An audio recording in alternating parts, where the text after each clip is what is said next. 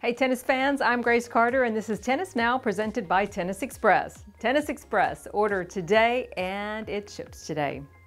Roger Federer continues his quest for a magic 100th career title.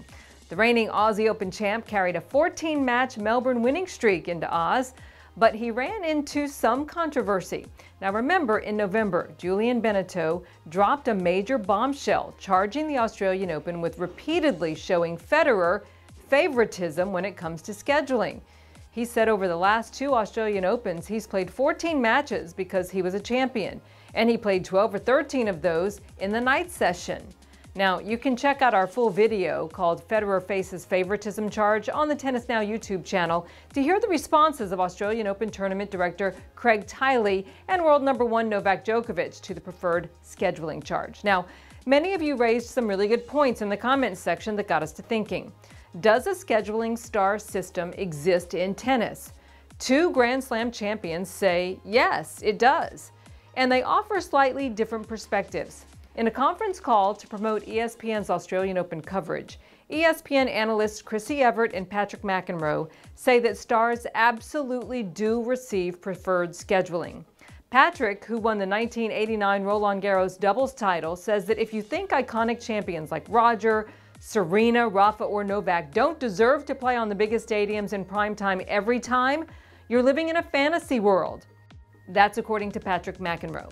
Skeptics say the pro circuit is a competition, not a popularity contest. Julien Benneteau credits Fed with growing the game's popularity, but he argues that should not be cause for Roger to repeatedly play night matches in cooler conditions or with the Rod Laver Arena roof closed while rivals sweat it out in oppressive heat that saps all their energy and strength.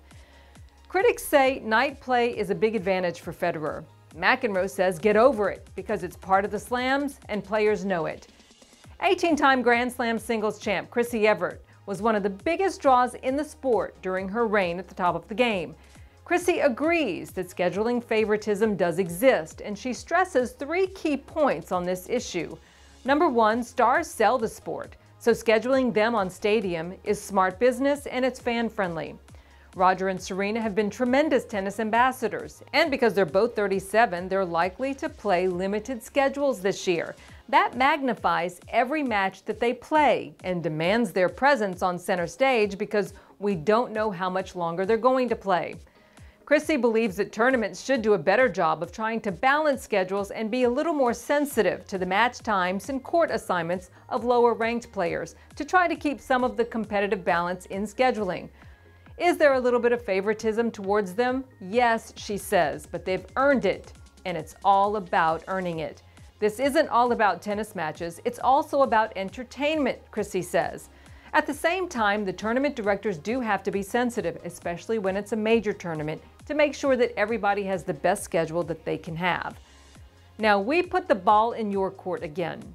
What changes, if any, should slams consider when it comes to scheduling? Let us know what you think in the comment section below. I'm Grace Carter, and we'll see you next time here on Tennis Now.